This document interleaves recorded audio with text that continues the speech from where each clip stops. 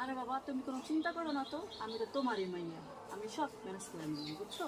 ঠিক আছে, তারপরেও সাবধানের কোনো মাইন নাই যে সাবধানে কি করিস। দেখি যাই কোনোভাবে জানি বুড়াটা টেন না পায়। আরে না,